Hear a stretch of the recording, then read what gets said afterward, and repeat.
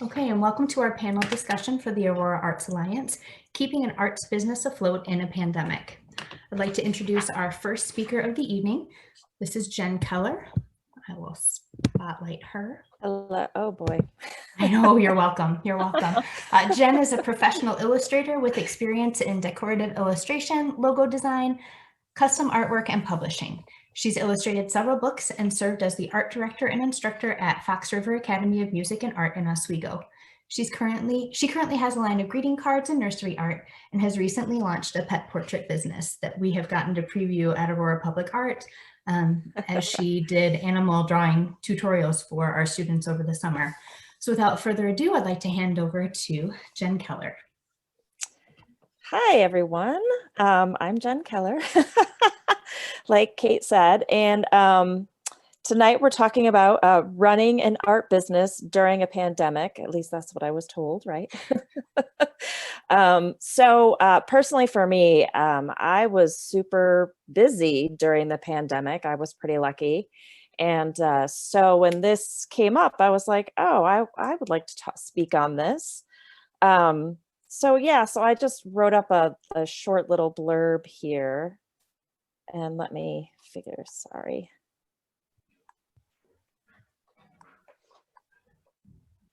There we go. So the first thing I thought of is sort of, I know when everything sort of started and this is still going on, we think about, oh no, like we can't do this, we can't do that, can't show here, can't do artisan markets, or we're limited. So I thought about like, what can you do, right? So that was the first thing. And then concentrate on what opportunities are out there and not sort of dwell on what you can't do, right? And then everything else was sort of just my own sort of business philosophy and how I run my art business. So I was saying to someone recently, like, I don't feel like I did anything that much different. I was in a unique situation where I actually had injured myself. And so I was actually unable to do markets and things like that for a good year before the pandemic hit. So I had sort of done a pivot with myself earlier on. So the other thing I found was that if you're trying to get work, depending on what you're doing, is sort of know your audience, know who your work markets to. I'm an artist and illustrator. Like Kate said, I worked in publishing for a while, but I don't do that anymore. Now I do portraits and nursery art.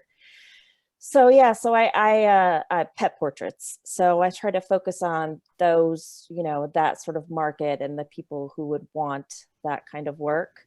And so once you know your audience, you know sort of where to market yourself, right? Because I'm not going to be sending messages out to, a group of, I can't think of an example, but I would send messages out to, pet owners or, different facilities, mom group, things like that, for the nursery art. So, really know your audience and try to focus on that, that group. And that's part of the journey, knowing what you have.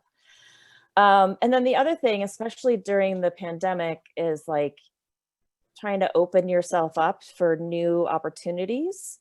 So, there was lots of online stuff going on, and whether or not you join up with another one or you can create your own opportunities. I know earlier on, I participated in an online market, and then even some of my groups, this is going to sound super funny, but like I belong to a beta fish group because I used to have a beta fish, and they had a huge holiday, like beta fish, related market, anybody that did. So that was a good venue to go to get, pet portraits. So when I say know your audience, that's sort of part of it, right?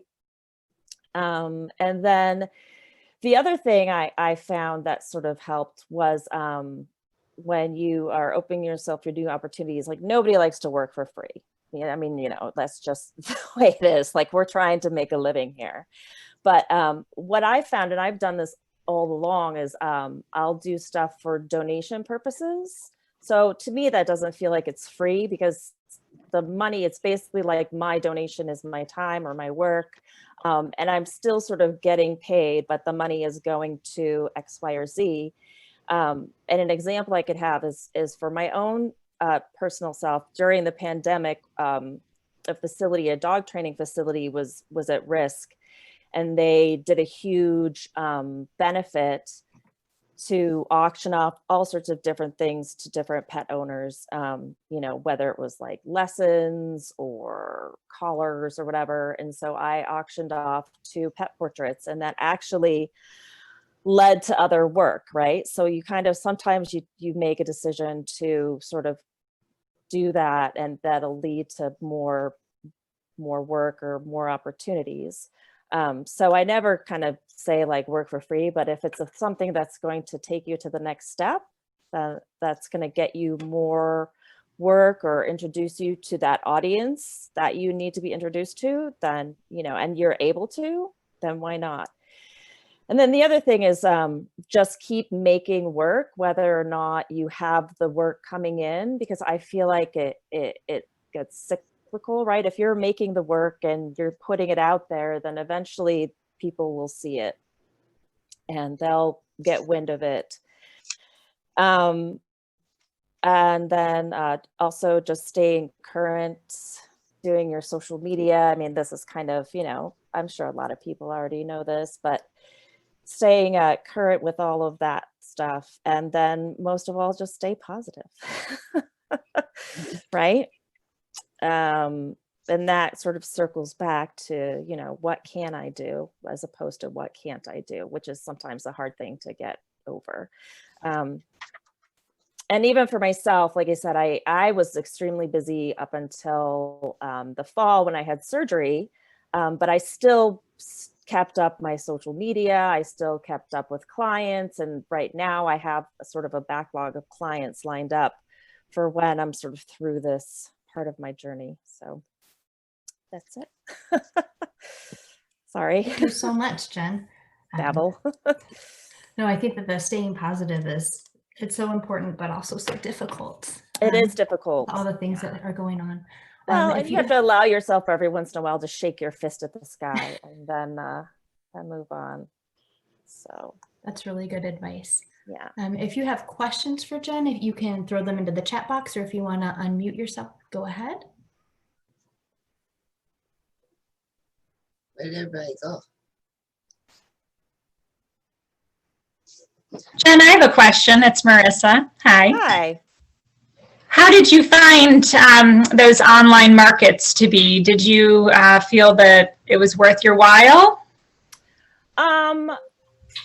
I participated in 2 online markets. One was the one with the beta fish group, and the other one was just a general online market. And the first one was fun. It gave me something to do, but I really didn't sell anything. But it was a good way to kickstart, to get me more into the social media aspect and to put myself out there. And I made some videos, which, led to other videos that I made. And so for that aspect, it was good. But the more targeted group, the beta fish group, actually led to a commission, and it also led to selling some other work off of my Etsy shop. So I think part of it is just knowing your niche and knowing your audience and your sort of group. I think sometimes it's harder when it's sort of this big general group thing than it is if you, my work is very specific.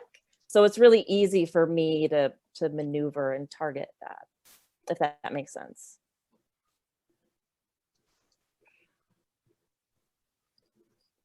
Thank you. It's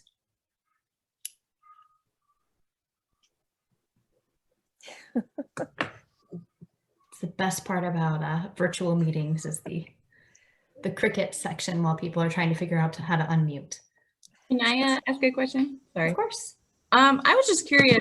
You said you use Etsy, and I've debated back and forth about whether I should start Etsy or not. And I'm just wondering, what do you think about it? Is it hard to use? It's not hard to set up a shop. Now the only difficulty I find Etsy is that the market is so flooded that Yeah. sometimes it's difficult to get seen Mm. on Etsy.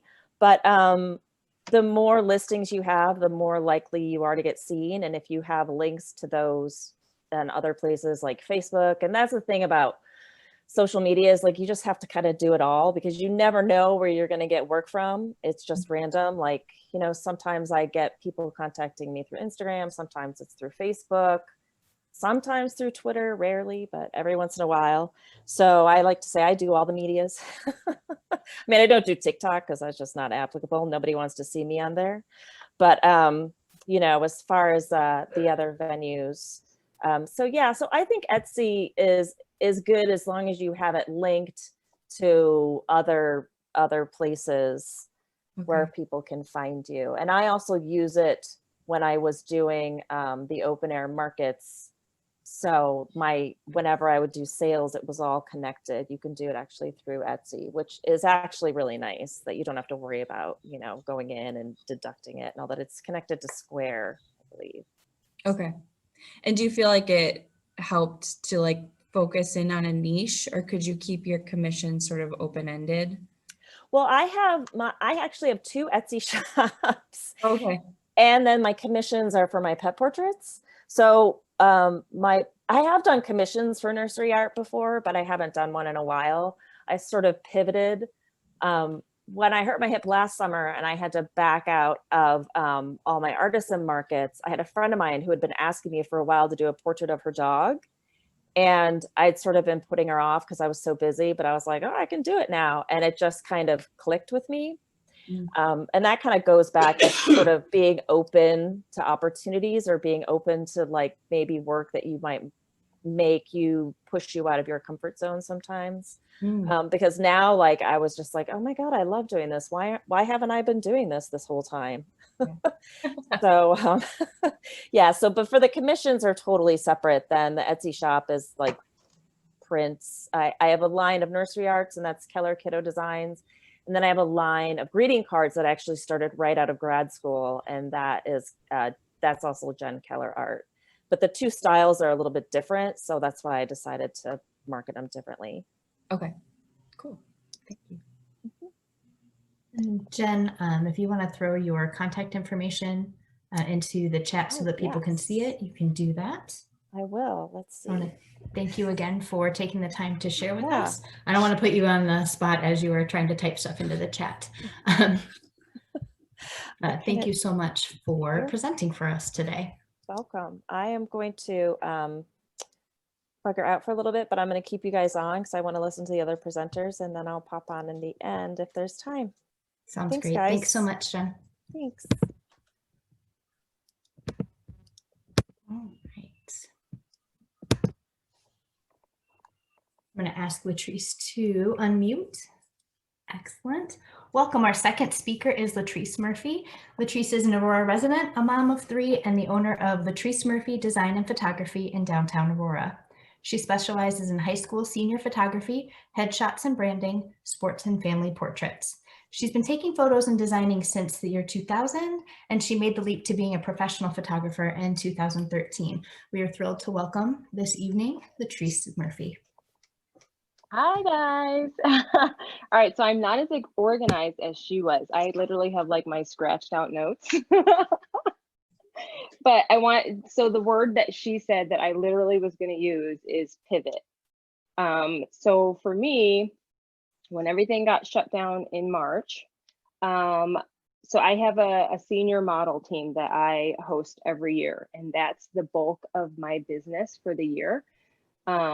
Since those are the clients that bring in the most money for me. And all of that was shut down. So I was not able to have like my big group shoots or have anybody in the studio, or really, I don't even know if it was still too cold outside to really like do shoots outside. So what I had to do was totally pivot. I had to put all that stuff kind of on hold. I don't think I got to shoot until June. So it was 4 months of just like twiddling my thumbs and like, and I have a brain where like I get ideas. If I see something, I want to try it. and I had to just make a list. So I had like a notebook of like stuff that I was planning on doing once I was able to get back to work. And Marissa knows I'm like, go, go, go. I don't think anybody thinks I sleep, which I sleep very little. But one of the biggest issues at our house was that my husband was also working from home. I was working from home, and we have 3 kids who are all on remote learning. Oh, wow. Which was so fun. It's still great.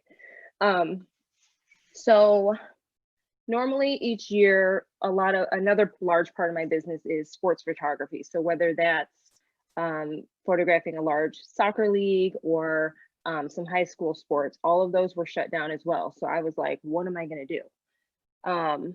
What I was able to do once it got a little warmer outside, I was able to shoot some things outside, but then they weren't buying as much because at that point they were like, well, what are we going to do with this?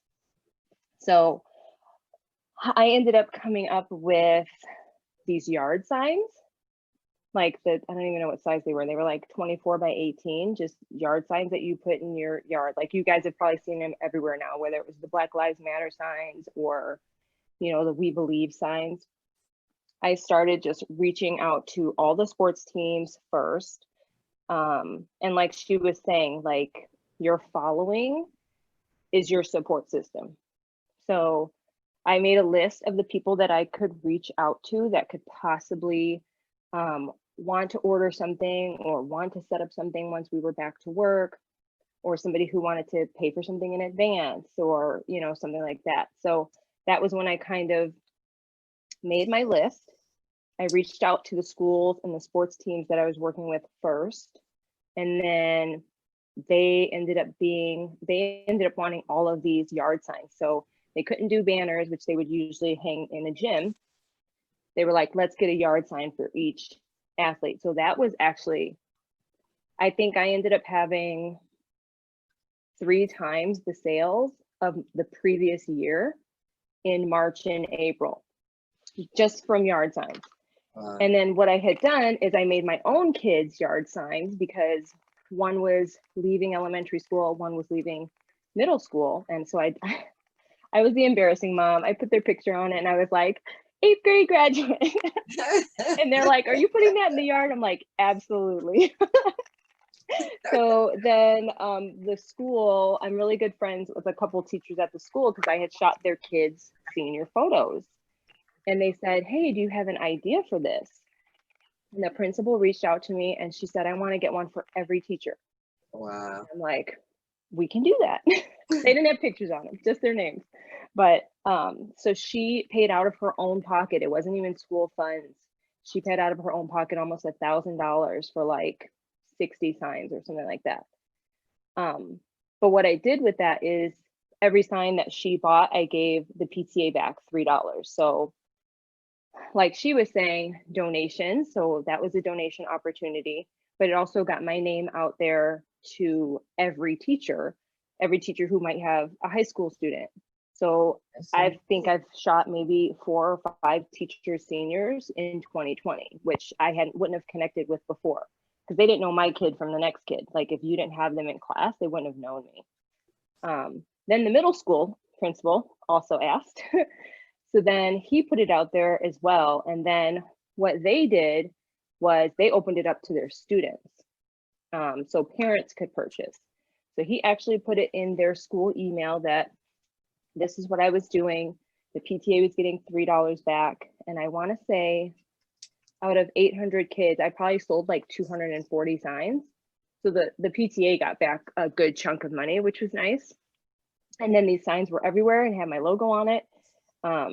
So I was kind of gaining some family photography business from that. I was getting some people who were like, oh yeah, we got senior photos coming up, or, you know, things like that. So that was like the biggest thing for me that like saved my business because I run a studio. My rent wasn't going to stop. So, you know, and usually December, January, February is slow because you can only do so much outside in the freezing cold. And my hands freeze up in like a camera, holding camera shape. I can't move them anymore.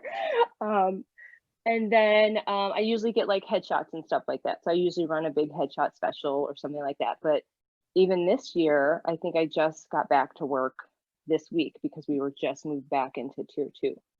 So it's been a while. But the second part was the second people on that list was current clients. So I reached out to anybody I knew who would have a possible high schooler.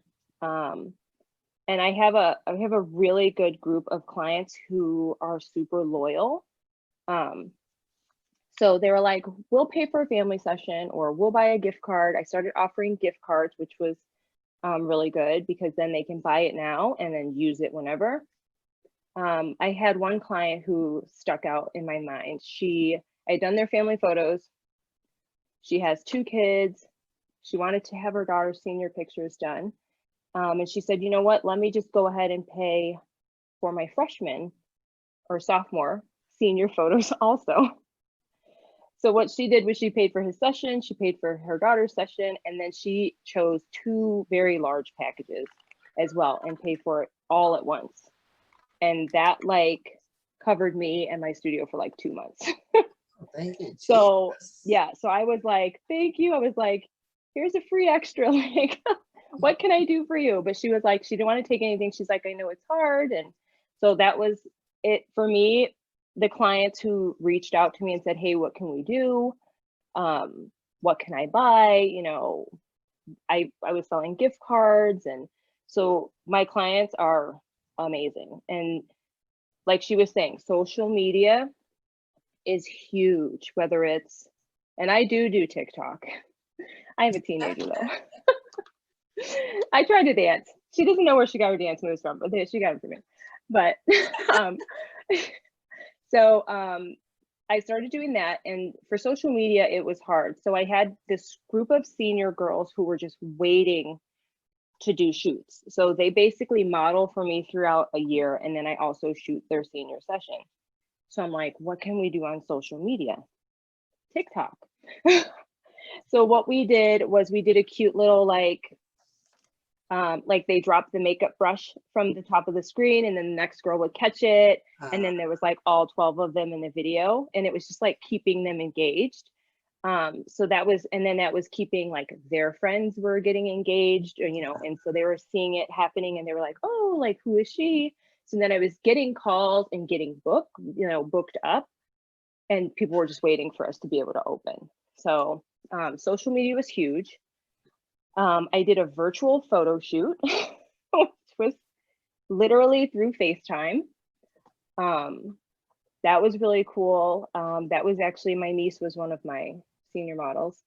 So it was just like coming up with these weird, crazy ideas that were interesting to people who were following me on social media, so that they weren't seeing the same like boring stuff, you know, like we're all sitting at home. Like how many times have we see a family putting a puzzle together? Like I'm sure I posted a picture of my family putting a puzzle together. So I was like, let me put something more interesting out there.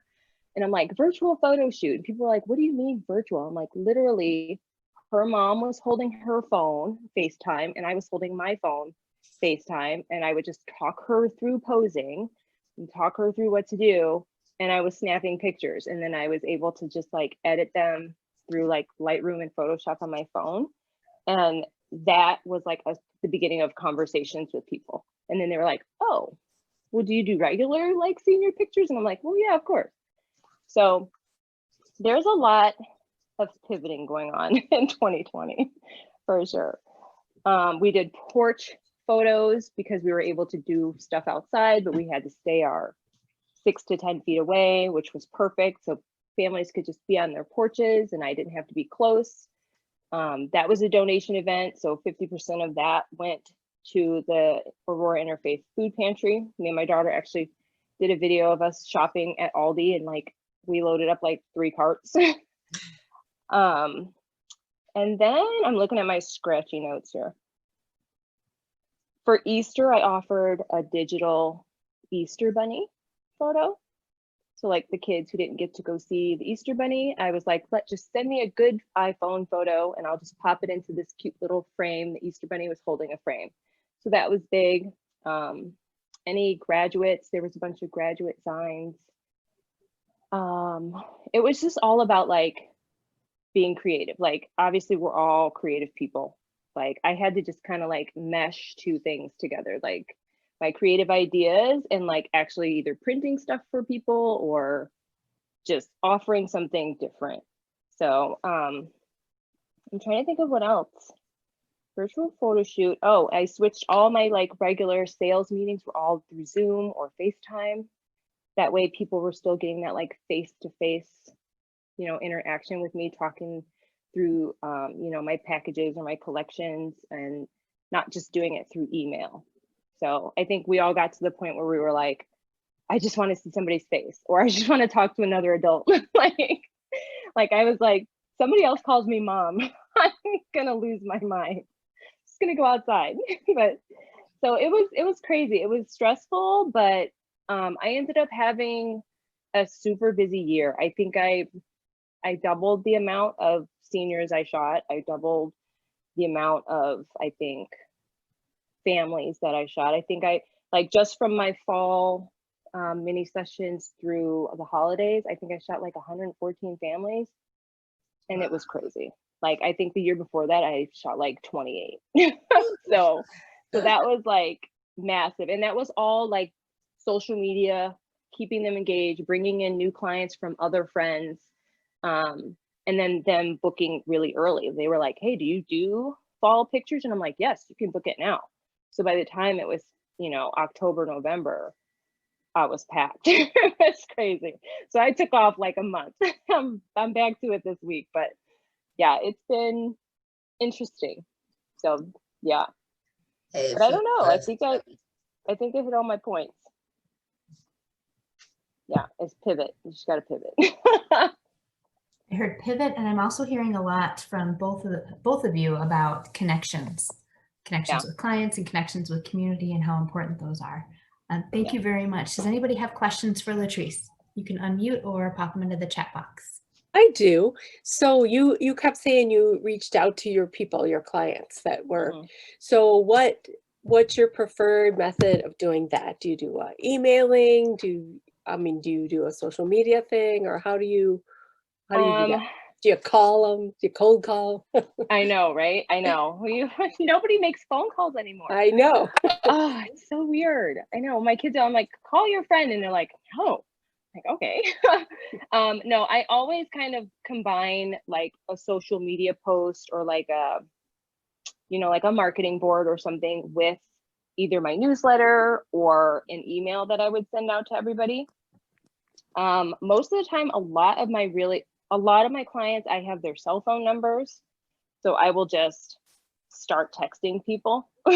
Like, Okay. you know, a lot of my senior clients who I know had younger siblings, I had just kind of like a pre-written out text message, and I would just copy and paste it to like all those families and just wait for people to reply. And a lot of them did. That's a good idea. But social media, I also have like a private Facebook group for anybody who I've photographed in the past. They're in that Facebook group, so I can kind of make an announcement in that Facebook group as well. So they know what's coming up, or they know what's going on. But my social media, like my Instagram, is normally where I post, and I'm pretty open with like what's going on in my life. I don't have anything to hide. Just, you know, like you'll see me, like last week, one day you'll see me getting a tattoo, or me talking about my ridiculous surgery I just had. Like I'm an open book. You know, but I think I attract a certain type of client. They're usually super easygoing people, or super fun. You know, I don't usually get like, you know, I don't shoot weddings because I can't handle bridezillas. Like my attitude with the bridezilla attitude wouldn't work well. So so I attract like a certain clientele, and they're like, hey, what can we do? But I think what hit home maybe March or April last year is I did a live Instagram. Actually, no, when was it? I think it was during the riots down there, like when all that was going on.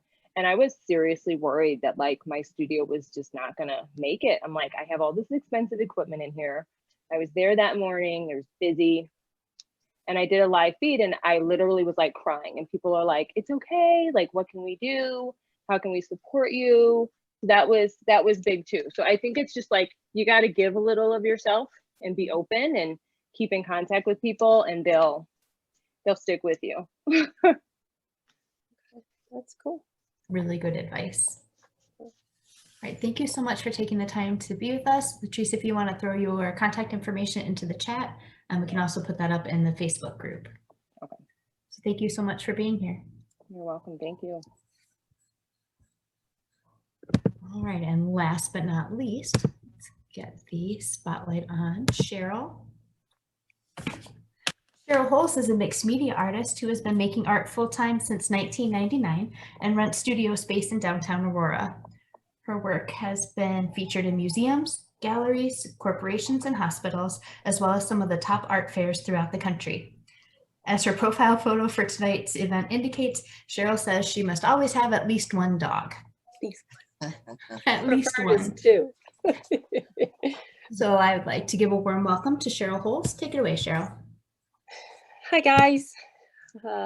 So we're all kind of in the same boat about a year ago, and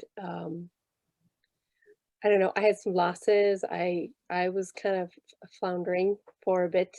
Can I still go to my downtown studio? Can I even focus enough to work? And I got to a point where I need to, because that is like my therapy and my religion, and you know, so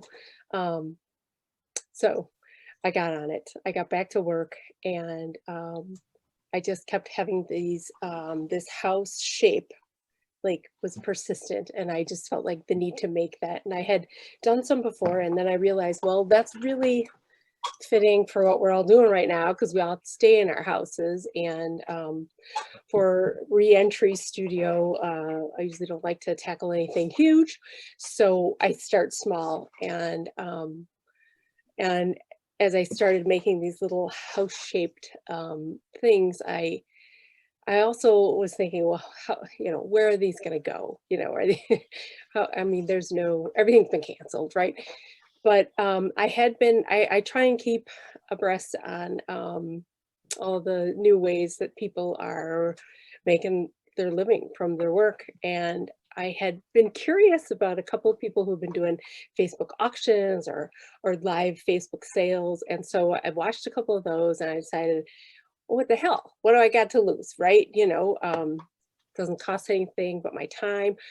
I'm gonna give it a whirl. So that's, I did quite a few things last year, but limited amount of time. That I'm gonna focus on the first one I did, and that's what I attempted. So as I was making this body of work, I tried to keep in mind and tried to contain myself to keep them small, keep them shippable, because as when I was watching these other auctions going on, a lot of them were flat mailable paintings, you know, and I tend to like to make things that have little bits and nods and pieces and branches, and which are more time consuming to make and also more difficult to ship. So I told myself, all right, keep it simple, which is sometimes a good thing to remind yourself to go back to. So so I started making these, and I thought, all right, let's give it a go. So at this point, I think I'm going to screen share. Here we go. I do have some things ready here. So just to give you an idea, so this is what we're talking about, and these are all, as I learned later with some shipping, keep them under 12 inches and you're going to save on your shipping costs. So these are all small. They could hang on the wall, they could sit on a shelf. But so I built up a body where I think I had 17, or I don't know, less than 20, right? So I thought, what the hell, let's give it a whirl.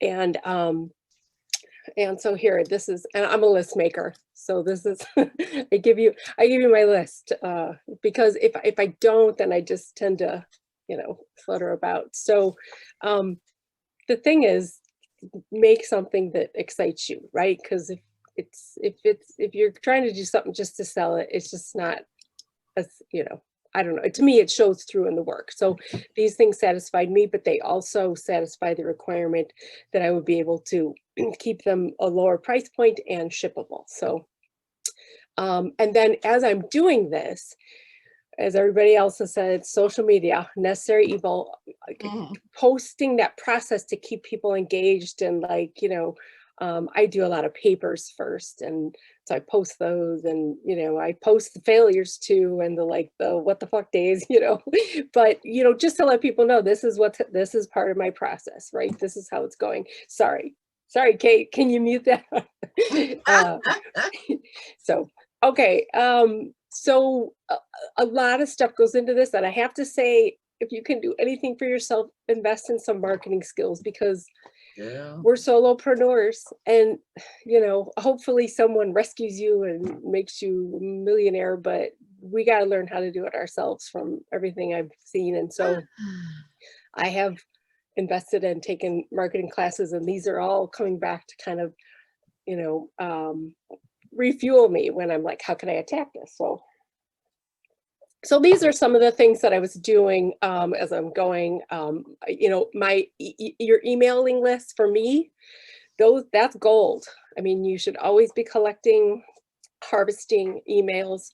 The people who agree to sign up to hear from you regularly, those are people you need to, you know, take care of and nurture. And whenever I try and give them the first shot at things, or I give them a free download, or I do what I can to keep them, you know, engaged. So they, of course, knew about it first. Post, you can schedule them. I'm sorry, was that? Oh, okay, that was something. So once I got this body of work together, there's a bit of work behind the scenes. So I thought, well, how am I gonna, you know, why people are gonna look at me on Facebook rather than, you know, I don't know what their nephew is doing. But so I did a video, and I'm not comfortable with that, but you know, you just got to say what the hell sometimes. And so a niece of mine is, she loves to make videos. She's got a bazillion followers. She's going to school at Columbia for it.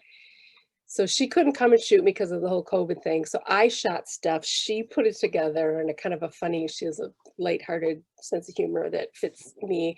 So I kind of showed people the process. So even though they're small and seem fairly simple, you saw me sawing and sanding and sealing and, you know, all the parts of the process put together. And then I just shot a video using my cell phone, and I had set them all out on a little shelf in the studio. And I just pretended like, you know, people were at my studio, and I just like the questions that people normally ask. And so I kind of went through each one. And then that is what I use to kind of kickstart it. So if you're thinking of doing this, any event you do, you want to make a timeline, right? So if this is the event, you got to work backwards from it, and you got to start at least a month in advance.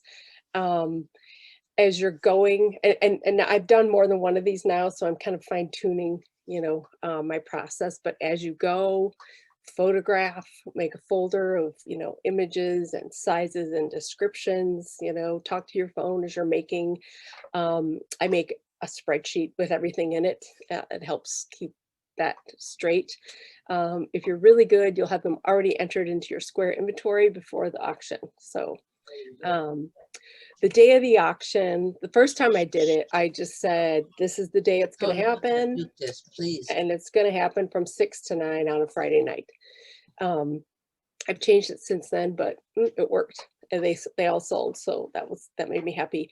So I posted the video, which was, you know, first of all, educational, how it was made. Also gave them a little bit about each one. So they watched that. So they said, oh, I think I'm going to like that one, not that one. So it was kind of an overview. And then after that, the different Facebook auctions I had watched, I thought they were rather convoluted, and you had to join. There was a private group that you had to join, which isn't a big deal, but some of my people not so familiar with it. So I thought, why do they need to be a private group? I don't care. Joe Random can come in and bid on something. So I just, at a certain amount, at a certain time, I just posted and I had everything ready to go. You can even schedule your posts. You know, you can do them ahead of time if you have a business page. And so anyhow, so they all came up, and then all people had to do to, and I explained this in the video and the emailing and ad nauseum, all they had to do was comment on it with their email and a bid. And that was it. So it's very easy to participate, you know, and that's what I thought. It needs to be easy, right? I mean, and everybody was pretty much hunkered down at home. And so this was a way, you know, for them to participate. And then the first one, I had a friend there, so we were both watching, and it was a bit of a technical shit show because the scheduling of posts didn't go well. But yeah, it actually went very well. And the first time I did it, I just did a minimum bid, and then I just, you know, saw where it was by, you know, 9 o'clock was when the cutoff point was. And I sold everything except for 2 pieces. And then the next morning I had people who aren't on Facebook or who said, oh crap, I forgot it was, you know, last night. So I sold everything. So that was like, yay. I sold everything, you know, sitting at the studio. And so it was a lot of back work, but at the same time, it was a way to, I don't know, I just felt like, okay, here's a venue that I, you know, haven't tapped yet. So as far as how it works out, people are like, well, what if people don't pay? I've not had a problem with that. My people, like I heard Latrice say, my people are good people. I've never had somebody renege on me like that.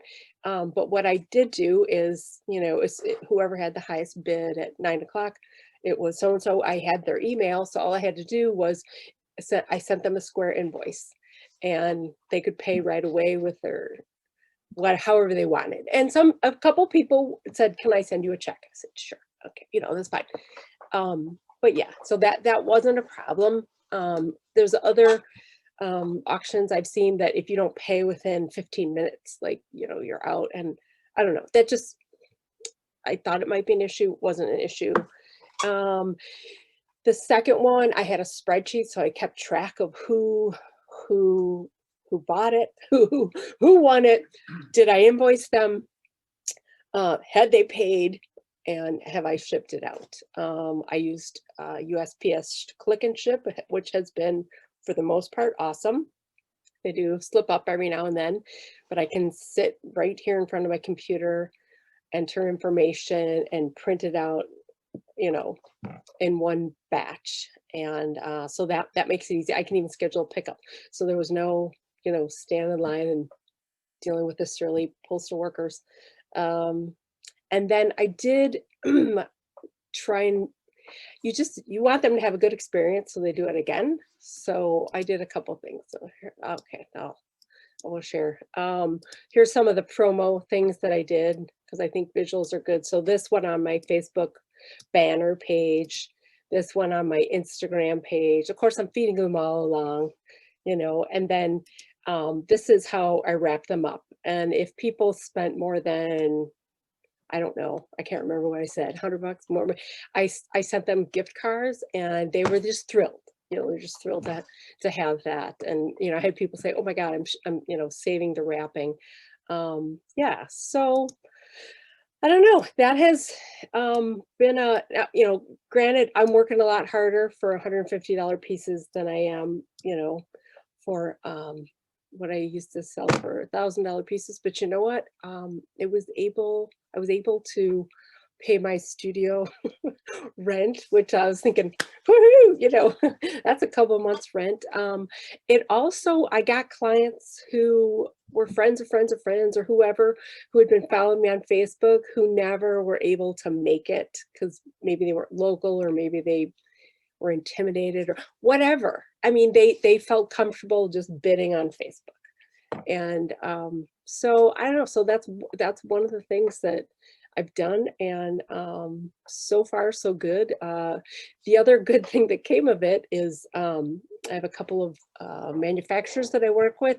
One of them just loved it. They said, can we can we buy the ones that used our, our product? And I said, no, sorry, they're gone. So then they paid me to make another one and write up a lesson plan for it. Of course, it was too long. They really didn't like how complicated it was. I'm like, well, but the best thing is somebody, a gallery was looking online, and they were doing a house and home show later in the year. And so this was apparently, I guess I was on target with, what was going on. And she found my stuff by doing a Google search or whatever. And so she's brought me onto her gallery, and she has been selling for me. And not only has she been selling for me, people that follow her are now buying from me. So you never know. You just, you never know. But I don't know. I'd like to think my age, I'm working smarter, not harder. I used to schlep my shit all over the United States in a trailer. I'd rather do this, frankly. But yeah. So anyhow, that was one of the things I tried and was fairly successful. So yeah. Any questions? Ask me. I'm an open book. I have a question. Can you go into more about how you take care of your best? Is it just your best customers that you give? Who's talking to me? I hate this one. Oh, there's Laura. Okay. Hi, Laura. I've got, you're all in a little, yeah, go ahead. Yeah. So can you go into that more about like who do you give the freebies to and how often, and how do you really take care of those best customers, or is it your whole email list? Both. And it varies.